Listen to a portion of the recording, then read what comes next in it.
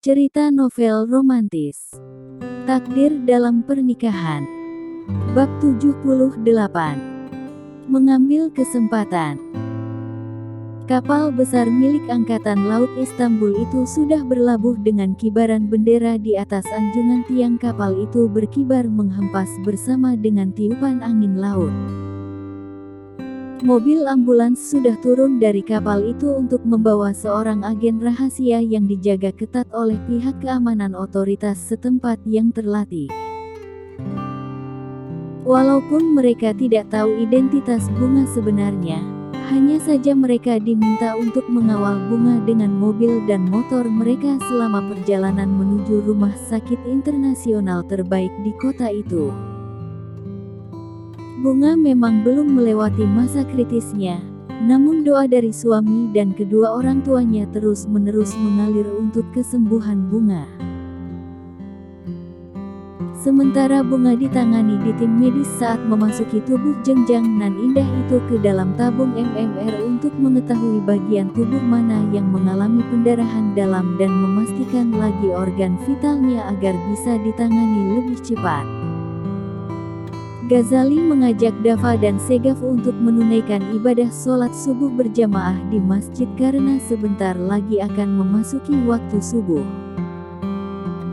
Walaupun waktu subuh di sana tidak sama dengan Indonesia karena waktu subuh mereka pukul 5.30 sudah hampir menjelang pagi. Namun udara dingin di Istanbul yang mendominasi membuat mereka tetap merasakan syahdunya sholat subuh yang menjanjikan umatnya akan menjadi kaya raya yaitu dunia dan seisinya jika mau menunaikan sholat sunnah 2 rakaat sebelum sholat subuh. Sementara Jenika tidak sholat karena saat ini sedang haid. Saat itu ketiganya mendengarkan suara azan yang mengalun merdu menyentuh jiwa raga. Ghazali dan Dafa yang masih berada dalam suasana duka, terlihat hanyut mendengar panggilan Allah melalui suara yang indah dari muazin masjid yang tidak jauh dari rumah sakit. Ghazali mengenang lagi usia Bunga yang saat itu berusia 5 tahun selalu mendatanginya dan duduk di pangkuan sang ayah dan sering bertanya ini itu padanya tentang kebesaran Allah. Alhasil Ghazali bisa menjawabnya karena dirinya merupakan jebolan gontor. Dedi, apakah Allah akan selalu mengampuni dosa hambanya walaupun dosa mereka memenuhi bumi ini? Tanya Bunga dengan melontarkan pertanyaan yang sangat kritis di usianya yang masih terlalu dini.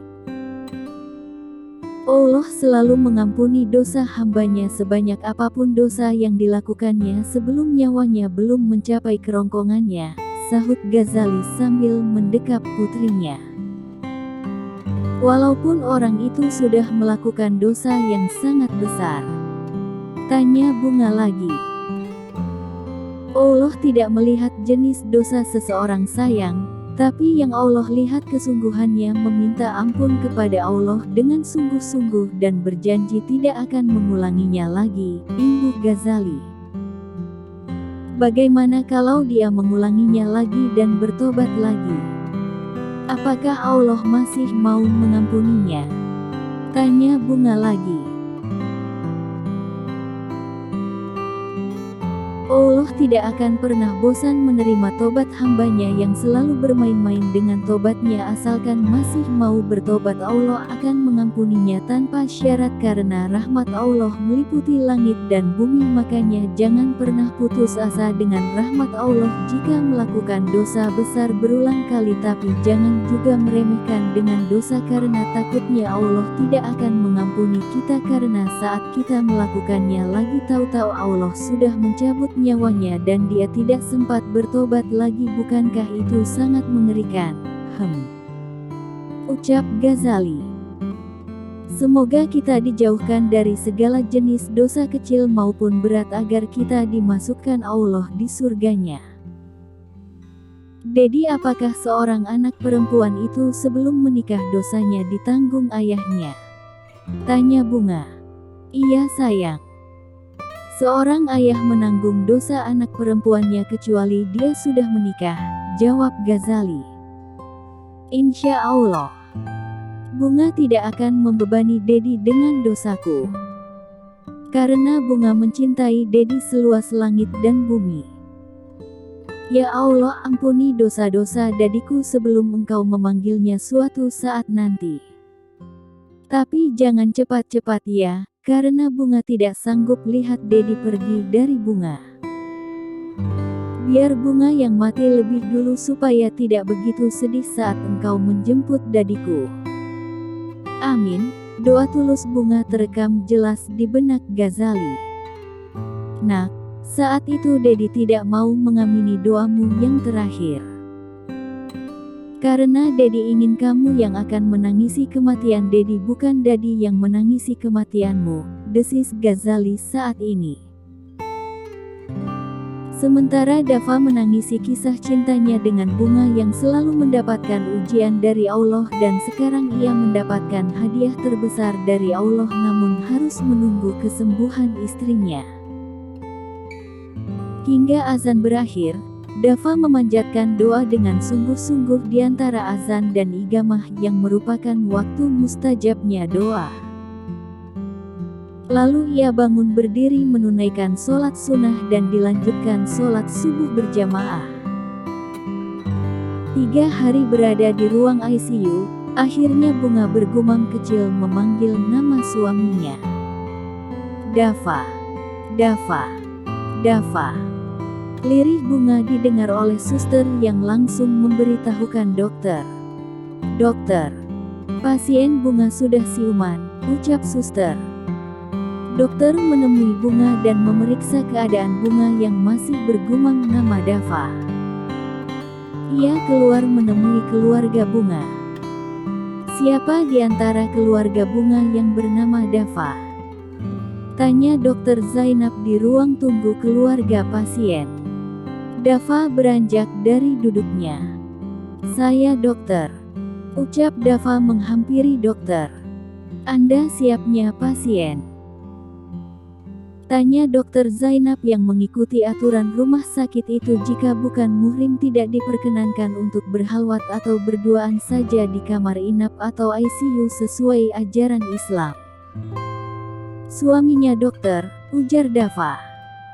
Silahkan ikut denganku karena istrimu memanggilmu, ucap Dokter Zainab. Apakah istriku sudah siuman, dokter? Girang Dava. Saat ini hanya alam bawah sadarnya yang bekerja, bukan kesadarannya yang sesungguhnya. Mungkin dengan Anda mendekatinya, ia akan sadar secepatnya, ucap Dokter Zainab. Terima kasih dokter. Langkah Dava lebih cepat memasuki ruang ICU itu. Dava, Dava, Dava. Panggil Bunga dengan mata yang masih terpejam. Baby. Dava mendekati Bunga dan mengecup pipi istrinya sambil berbisik, aku di sini sayang. Aku di dekatmu, Dava menggenggam tangan Bunga dan Bunga tersenyum lalu kembali tenang. Kenapa tidur lagi? Emang gak rindu sama aku? Kita ini sudah jadi suami istri. Pengantin baru lagi. Masa ditinggal tidur terus? Kapan bercintanya, Beb? Gerutu Dava manja. Sementara di ruang tunggu, Ghazali dan Jenika menarik nafas lega karena mereka melakukan hal yang tepat, yaitu mengajak Dava ikut bersama mereka dan segera menikahkan Dava dan Bunga secepatnya walaupun dalam keadaan genting. Kali ini misi Bunga di Turki walaupun melewatinya begitu dramatis, namun banyak hikmah yang Allah berikan kepada mereka. Dari pertemuan kakek Salim dan cucunya Jenika, dan sekarang mereka menghalalkan Dava dan Bunga menjadi suami istri yang sah secara hukum negara dan agama. Sayang, walaupun kita melewati banyak kesedihan dalam misi Bunga kali ini, tapi aku tetap bersyukur kepada Allah karena Allah mempertemukan aku dengan ayah dari ibuku, ucap Jenika sambil menangis. Sesungguhnya kebahagiaan itu sangat mahal untuk ditebus sayang. Jadi kalau kebahagiaan itu terlalu mudah untuk didapatkan, maka tidak akan berlangsung lama. Seperti para nabi dan rasul Allah diuji dengan sangat berat, yang tidak bisa diikuti umat mereka, namun kemuliaan yang mereka dapatkan sebanding dengan ujian yang Allah berikan kepada mereka. Nabi saja diuji, lalu kita manusia yang dosanya begitu banyak tidak mau diuji, lalu siapa kita? Ucap Ghazali bijak. Alhamdulillah. Kita masih diuji dengan ujian yang berat, rasanya menjadi lebih nikmat. Ibarat masakan jika tidak ditakar dengan bumbu yang pas rasanya hambar. Berlebihan gak enak, kurang juga gak nikmat. Dan porsi ujian kita sangat pas untuk dinikmati, lezatnya tak akan terlupakan sampai saat ini. Duka dan kesepian selama bertahun-tahun yang aku lewati tergantikan dengan hadirnya Mas dalam hidupku, ditambah kelima anak kita, dan sekarang aku bukan hanya dipertemukan dengan ayah kandungku saja tapi juga kakekku, ucap Jenika sambil berurai air mata penuh rasa syukur. Yah baby. Andai saja manusia tidak mengeluh dengan setiap ujian yang Allah kasih, pada akhirnya mendapatkan banyak hikmah, mungkin manusia tidak akan mengeluh kepada Allah dengan ujian yang mereka lewati. Padahal Allah hanya meminta kita sabar dan terus menunaikan sholat agar Dia akan memberikan hadiah besar untuk hambanya, ucap Ghazali. Benar katamu sayang. Saking tidak sabarnya manusia menerima ujian dari Allah, akhirnya mereka mengambil jalan pintas untuk menyelesaikan masalahnya dengan menjadi penjahat, terlibat hutang riba dengan bank maupun rentenir dan pembunuhan. Dan yang lebih parahnya lagi, bunuh diri mengakhiri masalah mereka, timpal Jenika. Hanya orang-orang yang berpikir atau Allah menyebutkan orang beriman itu dengan kalimat yang indah dalam Al-Quran, yaitu ulul albab, yang artinya manusia yang berpikir yang bisa melalui ujian Allah, dan insya Allah kita termasuk di dalamnya. Amin, ucap Ghazali. Keduanya tersenyum lalu berdekapan mesra. Sementara di dalam kamar ICU, Dava memagut Ribier istrinya saat diminta dokter untuk meninggalkan lagi kamar ICU itu. Merasakan Ribiernya sedang dilum, seseorang merangsang kesadaran Bunga yang spontan melayangkan bogem mentah di rahang kokoh Dava yang seketika terpental. Dasar bodoh. Berani sekali kau mengecup Ribierku yang masih perawan, hah. Pekik Bunga garang di depan Dava hingga memancing beberapa orang dokter mendekati keduanya. Ada apa ini? Mengapa Anda mengamuk pada suami Anda, Nona? Tanya Dokter Zainab menggunakan bahasa Inggris. Apa? Suami? Kapan aku nikah sama dia? Apakah kamu mengaku kepada mereka aku sebagai istrimu? Hah. Bentak Bunga menggelegar dan dokter baru ingat melihat darah Bunga yang mengucur deras ketika jarum infus di tangannya itu terlepas karena saking kuatnya Bunga menonjok rahang Dava. Antara geli dan panik saat melihat keadaan Bunga yang langsung ditangani oleh dokter dan suster. Nona, berhentilah mengamuk. Kami harus memasang jarum infus di tanganmu lagi, ucap Dokter Zainab. Usir dia dari hadapanku, dokter. Dan aku tidak akan memaafkan perbuatanmu yang memalukan ini, Dava. Kamu memanfaatkan kondisiku yang sedang sakit. Kalau aku sembuh aku akan membunuhmu. Ancam Bunga membuat Dava ini ngakak tapi juga prihatin. Sebelum kamu membunuhku, aku akan saat kamu kembali terlelap, baby, Ucap Dava iseng mengerjai istrinya sambil mengerlingkan mata nakalnya ke arah Bunga yang menatap horor wajahnya. Kau, sayang.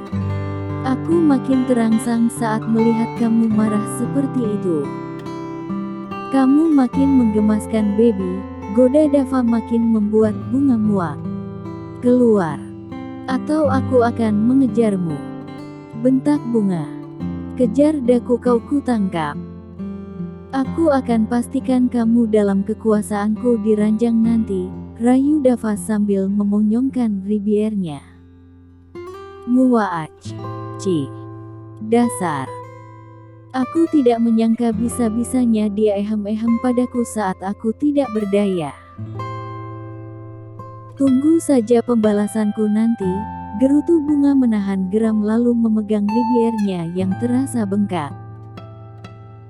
Dava terkekeh geli lalu keluar dari ruang ICU itu saat melihat jarum infus sudah terpasang lagi di punggung tangan istrinya. Ternyata sakit juga tonjokan Bunga.